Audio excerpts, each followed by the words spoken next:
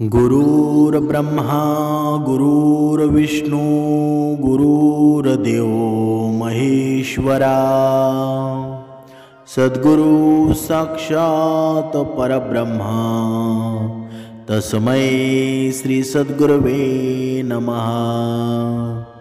जय जय रघुवीर समर्थ श्रीराम समर्थ। सद्गुरु चरणांना नतमस्तक हो। आपण या शुभ्र सकाळच्या तेजोमय वातावरणामध्ये सर्वजण उपासना करून श्रवणाला बसलेले आहात असं समजून आपण या निरूपणास सुरुवात करूया। मायबाप सज्जनांचं स्वागत आहे। समर्थांनी सांगितलंच आहे ना, मनुष्याच्या जीवनामध्ये सर्वात मोठा शत्रू कोण आहे बरं? मनुष्याचं जीवन आहे ना, त्या अधोगतीला कोण नेत असतं बरं? समर्थांनी मनाच्या प्रत्येक श्लोकांमध्ये सुंदर वर्णन केलेलं आहे। प्रत्येक मनाचा श्लोक आहे ना, तो मनुष्याला हेच सांगत आहे की तुझा राग अगोदर तू कमी कर, आणि जेव्हा तुझा राग तू अगोदर कमी करशील ना, तेव्हा तुला आध्यात्मिक जीवनाची ती ऊर्जा निर्माण होईल, आणि जेव्हा ती ऊर्जा तुला दिसू लागेल तेव्हा तुझं जीवन आहे ना सुख आणि समाधानामध्ये भरून जाईल। पण मनुष्य तसं करतो का बरं? कधीच मनाचे श्लोक वाचत नाही, कधीच दासबोध वाचत नाही, तुकाराम गाथा कधी वाचत नाही, हरिपाठ कधी म्हणत नाही, रामायण कधी वाचत नाही, भागवत गीता कधी वाचत नाही। मग आपल्या आयुष्यामध्ये साडेसाती निघून जाईल का बरं? कधीच निघणार नाही। आपलं मन आहे ना, ते मन मनुष्याने आध्यात्मिक बनवावं, भगवंताच्या नामस्मरणामध्ये घालवावं। पण आपल्या जीवनामध्ये आपण लोकांची उणीधुणी करत बसत असू, लोकांवर टीका करत बसत असू, तर आपल्या जीवनामध्ये आपली साडेसाती निघून जाईल का बरं? कधीच निघणार नाही। समर्थांनी सांगितलेलं आहे ना, हा भगवंत आहे ना, अशी जागा नाही तिथे तो नाही। समर्थांनी मनाच्या श्लोकांमध्ये सुंदर वर्णन केलेलं आहे। नभासारिखे रूप या राघवाचे, मणी चिंतिता मूळ तुटे भवाचे, तया पाहता देह बुद्धी उरेना, सदा सर्वदा आर्त पोटी पुरेना। बघा, मन असं सुंदर होऊन जातं ना। प्रभू श्रीरामाचं स्वरूप आहे ना, ते जणू काही आकाशासारखं आहे। त्याचं चिंतन मनोभावे जर आपण केलं ना, तर जीवनातील दुःखसुद्धा नाहीसं होतं, आणि आपल्याला पुरावासुद्धा आहे। म्हणून त्या स्वरूपाचं दर्शन झाल्यावर ही देहबुद्धी अजिबात उरत नाही। ते स्वरूप किती वेळा पाहिलं ना तरी तृप्ती होत नाही। पण आपण ते स्वरूप पाहण्यासाठी उपासना करायला हवी, ध्यान करायला हवं, ब्रह्ममुहूर्तावर उठायला हवं।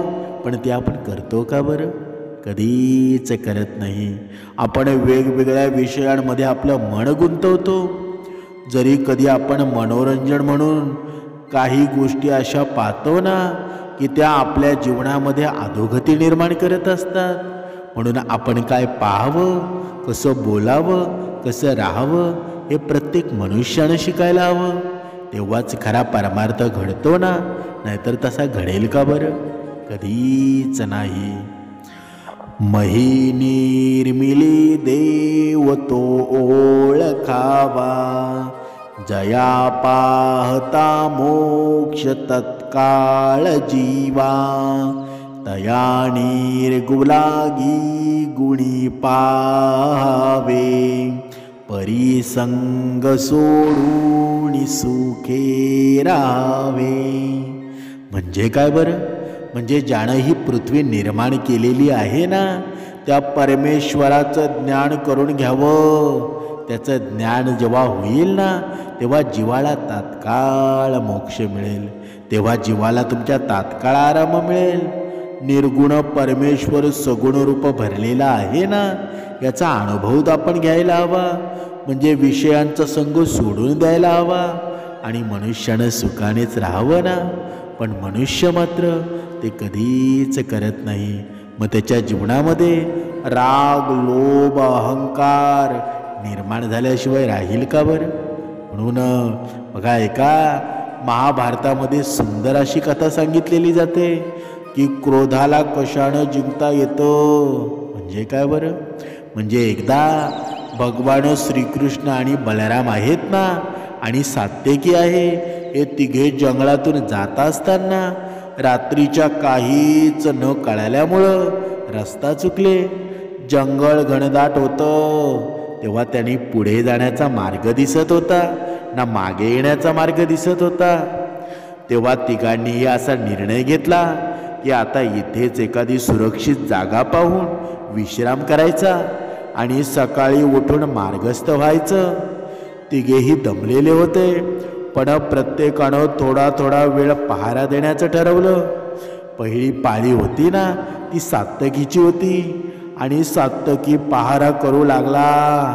तेव्हा झाडावरून एका पिशाच्यानं ते पाहिलं की एक मनुष्य तिथे पहारा देत आहे. तेव्हा 2 जण झोपलेले आहेत. पिशाचं झाडावरून खाली उतरलं आणि सात्यकीला मल्लयुद्धासाठी बोलावू लागलं. बघा, ही पिशाचं आहे ना, त्या आजच्या कलियुगातील हा अहंकार आहे. आपण लक्षात घ्यावं. म्हणजे त्या पिशाच्यानं बोलावलेलं पाहून सात्यकी संतापला. सात्यकीच्या मनामध्ये क्रोध निर्माण झाला आणि क्रोधाने पिशाच्यावर धावून गेला. त्या क्षणी त्या पिशाचाचा आकार बदलला आणि जसा याला क्रोध वाढू लागला ना, तसा तसा पिशाचं मोठा होऊ लागला. दोघात तुंबळमळलं युद्ध झालं. पण जेव्हा जेव्हा सात्यकीला क्रोध येईना, तेव्हा त्या पिशाच्याचा आकार मोठा होऊन जाई. ते सात्यकीला अजून जखमा करत असे. एका प्रहरानंतर बलराम सुद्धा जागा झाला आणि त्यांनी सात्यकीला झोपण्यास सांगितलं. सात्यकीने त्यांना पिशाच्याबद्दल काहीच सांगितलं नाही. बलरामाने सुद्धा त्या पिशाच्यानं मल्लयुद्धास निमंत्रण दिलं. बलराम सुद्धा क्रोधित झाला आणि क्रोधाने पिशाच्याची लढाईला गेले. तर त्याचा आकार त्यांना वाढलेला दिसू लागला. ते जितक्या क्रोधाने त्याला मारायला जात होते ना, तितकाच त्या पिशाच्याचा आकार मोठा होत असे. शेवटी तोही प्रहार संपला. आता पहाऱ्याची पाळी होती, ती भगवान श्रीकृष्णांची. पिशाच्यानं मोठ्या क्रोधानं श्रीकृष्णांना आव्हान दिलं, पण श्रीकृष्ण शांतपणे मंद स्मित करत त्यांच्याकडे पाहत राहिले. पिशाचं अजून संतापलं आणि मोठमोठ्यानं ओरडून श्रीकृष्णांना आव्हान देऊ लागलं. पण श्रीकृष्ण मंदस्मित करत शांत भाव जपत राहिले. एक आश्चर्य झालं, ते म्हणजे जसे जसे पिशाच्याला क्रोध येऊ लागला, तसा तसा त्याचा आकार लहान होत गेला. रात्र संपत गेली आणि पहाट सुद्धा झाली. शेवटी आकार लहान होत होत पिशाच्याचा एक छोटासा किडा झाला आणि श्रीकृष्णांनी त्याला आळगत आपल्या उपरण्यामध्ये बांधून ठेवलं. सकाळी सात्यकी आणि बलरामांनी रात्रीची कहाणी श्रीकृष्णांना सांगितली आणि श्रीकृष्णांनी तो किडा त्यांना दाखवला आणि म्हणाले, तुम्ही क्रोधाने याला कधी जिंकू शकत नव्हता, कारण हे क्रोधाचं पिशाचं होतं. त्याला शांती हेच औषध आहे. क्रोधानं क्रोध वाढतच असतो ना, मात्र त्याचा प्रतिकार हा केवळ शांतभाव प्रकटीकरणानं होत असतो. श्रीकृष्णानं त्यांना दोघांना सुद्धा सांगितलं, मी शांत राहिलो म्हणून हे पिशाचं बघा कसं आता एका किड्यासारखं लहान होऊन बसलेलं आहे. समर्थांनी सांगितलेलं आहे ना, या पूर्ण कथेचं तात्पर्य काय आहे बरं? क्रोधानं संयमानं विजय मिळवता येतो. हा क्रोध आहे ना, या क्रोधावर जर आपल्या जीवनामध्ये संयम असेल, आपल्या जीवनामध्ये नम्रता असेल, तर आपण क्रोधावर सुद्धा विजय मिळवू शकतो.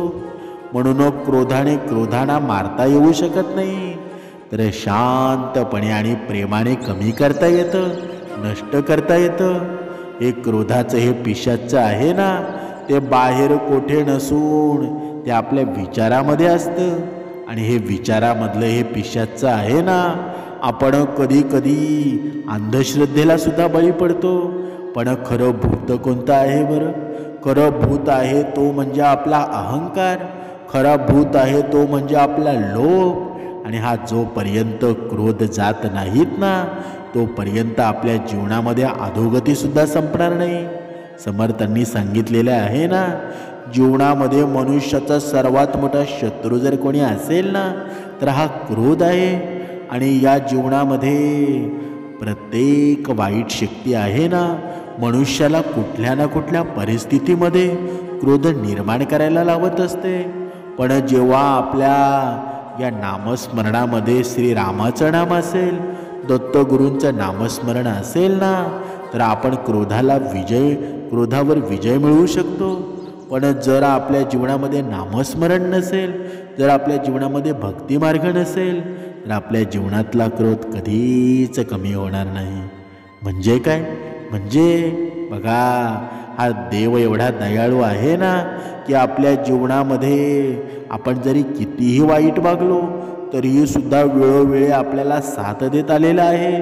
मग तुम्ही विचार करा, तुम्ही एवढे अवगुण करून सुद्धा त्या परिस्थितीमधून भगवंत आपल्याला काढतोच ना, कारण आपण त्याची लेकरे आहोत. मग आपण जर भगवंतावर प्रेम केलं तर भगवंत आपल्याला किती सुखी ठेवेल बरं? कधीतरी याचा विचार करून पाहायला हवा. तुम्ही फार कष्ट करून इथे येता, किती दगदग आहे बरं, किती त्रास तुम्हाला सोसावा लागतो. इथे आल्यावर तुमचे हालसुद्धा होतात का? परंतु इथे आपण येतो कशासाठी? आपल्याला काय हवं आहे आपल्याला कळतं का बरं? आपल्याला देव खरोखर हवासा वाटतो का बरं? आता तुम्ही हे निरूपण ऐकता, याचा अर्थ असं आहे तुमचं इथे मन रमतं म्हणून तुम्ही येता. पण आपले कर्मसुद्धा तेवढे श्रेष्ठ पाहिजेत. आपण जर निरूपण ऐकत असाल ना, श्रवण करत असाल, तर आपले कर्मसुद्धा त्याच्यामागे व्हायला हवे. म्हणजे याचा अर्थ असा आहे की विचारात आपण फारसं करत नाही. आपल्यावर काही संकट आलं ना, किंबहुना आपलं काही वाईट झालं की आपण म्हणतो, देवाने असं कसं केलं बरं? असं म्हणणं यासारखं दुसरं पाप नाही ना. म्हणून देवावर न विश्वास ठेवणारा माणूस यापेक्षा एक वेळ परवडला. कारण तो देवाने वाईट केलं असं तरी म्हणणार नाही. देव खरोखर अत्यंत मायाळू आहे. त्याला कोणाचंही दुःख सहन होत नाही. कोणत्या आईला आपल्या मुलाला दुःख आणि कष्ट झालेले आवडतील का बरं? म्हणून देवाने माझे वाईट केलं आहे ही खोटी समजूत आहे ना, प्रथम आपल्या मनातून आपण काढून टाकायला हवी. जेव्हा द्रौपदीला ती वस्त्रहरणासाठी दुशासनानं भरसभेत खेचलं, तेव्हा तिला वाटत होतं की पांडवांना हे सहन होणार नाही, ते माझी विटंबना होऊ देणार नाही, ते दुशासनाची खांडोळी करतील. तिला पांडवांबद्दल विश्वास वाटत होता. दुशासनानं जेव्हा तिच्या पदराला हात घातला ना, तेव्हा तिनं आशेनं धर्माकडे पाहिलं. धर्माला वाटलं आता विरोध केला तर आपल्या सत्याचे व्रत उघडे पडेल. म्हणून त्यानं लाजेनं मान खाली घातली ना. हे कसलं अहंपणाचं लडबडलेलं सत्य. तिचं स्थिती तर पांडवांची झाली. पुढे तिने भीष्माचार्यांकडे पाहिलं, परंतु त्यांनीही मान खाली घातली. तेव्हा मात्र तिने जगाची आशा सोडली आणि कळकळीनं परमात्मा श्रीकृष्णाला हाक मारली. आणि त्याने अनेक वस्त्र पुरवून तिचे आबरूरक्षण केलं ना. पुढे तिला एकदा श्रीकृष्ण भेटला असताना तिने त्याला विचारलं, आधीच तू माझ्या बचावासाठी का नाही धावलंस बरं?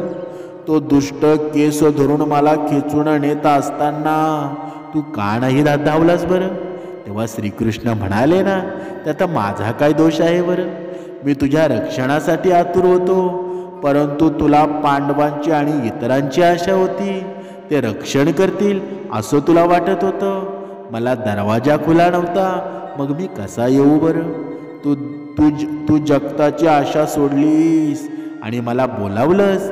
त्याबरोबर मी तुझ्या भेटीला धावलो. ही जगाची आशा आहे ना, ही आसक्ती आहे, ही सोडल्याशिवाय परमेश्वराला आपली हाक कशी पोचेल बरं? ज्या गोष्टीवर आपलं प्रेम असतं ना, त्याच गोष्टीची आपल्याला नड लागते. आपल्याला देवाची नड लागली आहे. म्हणून जरा आपल्याला जर कोणती बाधा जर जडली असेल ना, तर ती भगवंताची जडायला हवी. पण आपल्याला बाधा जडते ती भूतांची. मग आपल्या जीवनामध्ये अधोगतीच निर्माण होईल ना. म्हणून या जीवनामध्ये आहे ना, भगवंताचं नामस्मरण आपल्या जीवनामध्ये श्रेष्ठत्व निर्माण करणार आहे, आपल्या जीवनामध्ये सुख निर्माण करणार आहे. पण आपण भगवंतावर विश्वास ठेवू तेव्हाच ना. जर तुम्ही भक्ती न करता भगवंताचा धावा करत असाल, म्हणजे तुम्ही दुःखात असताना फक्त तुम्हाला भगवंत आठवतो आणि सुखामध्ये तुमच्या मुखामध्ये भगवंत कधी दिसत नाही. मग तो भगवंत तुमच्या दुःखामध्ये धावेल का बरं? तरीसुद्धा कधी कधी आपल्याला अडचणीतून बाहेर काढतो. हे त्याचेच उपकार आहेत ना. पण आपण मात्र सदा भगवंताशी तिरकस वागत असतो.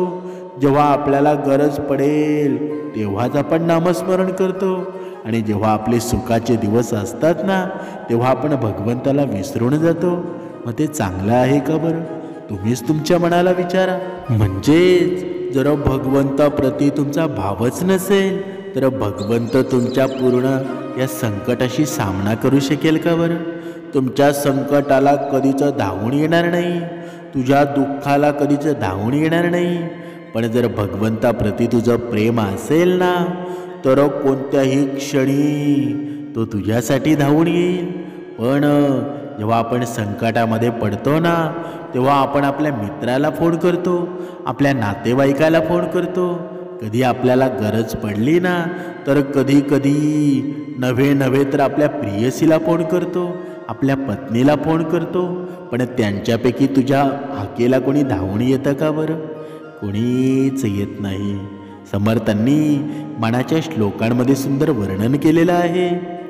असे हो जया अंतरी भाव जैसा, वसे हो तया अंतरी देव तैसा, अनन्या सरक्षित से चाप पाणी, नुपेक्षी कदा रामदासा भीमाणी.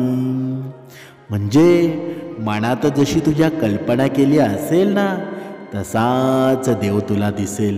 त्या देवाशी एकरूप झालेल्यांच्या रक्षणासाठी तो धनुर्धारी राम उभा असतो. तो आपल्या सेवकाची आहे ना, त्या भक्ताची कधीही उपेक्षा कधी करत नाही. म्हणजे देवाने आपल्याकडून कधी अपेक्षा कधी केलेली आहे का? कधीच नाही. पण तुमच्या मनामध्ये भावच नसेल आणि तुम्ही भगवंताला हाक मारली, तर भगवंत तुमच्या सोबतीला येणार आहे का बरं? कधीच येणार नाही. म्हणून भगवंताप्रती आहे ना आपली नम्रता. भगवंत जेव्हा आपले डोळे मिटतील तेव्हा भगवंताचे चरण स्पर्श केलं पाहिजे. पण आपल्याला मात्र जेव्हा आपण डोळे मिटतो तेव्हा आपल्याला भूतं दिसतात. मग आपली भक्ती व्यवस्थित मार्गावर आहे का बरं? कधीतरी या गोष्टीचा विचार आहे ना, ते प्रत्येकाने करायला हवा. म्हणूनच समर्थांनी सांगितलेलं आहे ना, तू मनामध्ये जर दुःख आणशील ना, तर तुला अजून चिंता निर्माण होणार आहे. तुझ्या जीवनामध्ये अजून समस्या निर्माण होणार आहेत. जर तुझ्या मनामध्ये तू नामस्मरण केलंस तर तू अधोगतीपासून सुद्धा वाचणार आहेस. म्हणजे समर्थांनी मनाच्या श्लोकांमध्ये सांगितलेलं आहे, मना मानसे दुःख आणू नको रे, मना सर्वथा शोक चिंता नको रे, विवेके देह बुद्धी सोडून द्यावी, विदेहीपणे मुक्ती भोगीत जावी. म्हणजे हे म्हणा, या दुःखाचा विचार करत बसू नकोस. सारखं दुःख आहे ना आणि काळजी करू नकोस. विवेकानं देह हाच आत्मा आहे ना, ती बुद्धी सोडून द्यावी. आणि सर्व गोष्टींचा विचार जर तू करत बसलास ना, तर तुझ्या जीवनामध्ये अधोगती निर्माण होणार आहे. तू नामस्मरणाशिवाय तुझ्या वैखरीमध्ये काहीही आणू नकोस. जेव्हा तुझ्या निरंतर नामस्मरण राहील ना, तेव्हा तुझे सर्व प्रश्न मिटणार आहेत. आता कधी कधी माणसं म्हणत असतात की भगवंताचं नामस्मरण फक्त करून माझं पोटपाणी चालणार आहे का. पण हे ते विसरतात की तुला या सृष्टीमध्ये आणलं, तुला ही शुद्ध हवा दिली, तुला ऑक्सिजन दिला, हे कोण देतो बरं. हा मनुष्य हे सर्व काही विसरतो. म्हणजे भगवंतामुळंच आपण इथे आहोत ना, हे तो मनुष्य विसरतो आणि मग अधोगतीलाच प्राप्त होतो ना, जीवनामध्ये दुःख निर्माण करतो. म्हणून अगोदर मनुष्याला हे माहीत असावं की आपण इथे या पृथ्वी तलावर आहोत ना, ही भगवंताची देण आहे. आपण कुठेतरी चांगले कर्म केलेले असतील म्हणून आपण भगवंतानं इथे या पृथ्वीवर जन्माला घातलं, म्हणून इथे आलेलो आहोत ना, तर भगवंताचे आपण ऋण फेडले पाहिजेत. तर त्याचे कर्ज आहे ते आपल्यावर आहे आणि ते कर्ज नामस्मरणानं फेडलं जाऊ शकतं. म्हणून नामस्मरण घे, अजूनही वेळ गेलेली नाही. नम्रता स्वीकार. नम्रतेनं तुझ्या जीवनामध्ये सुख निर्माण होणार आहे, तुझ्या जीवनामध्ये आनंद निर्माण होणार आहे. दासबोध मनाचे श्लोक नेहमी पठण कर. तुझ्या जीवनाचं खरं सौंदर्य आहे ना, ते त्यातच आहे. जय जय रघुवीर समर्थ.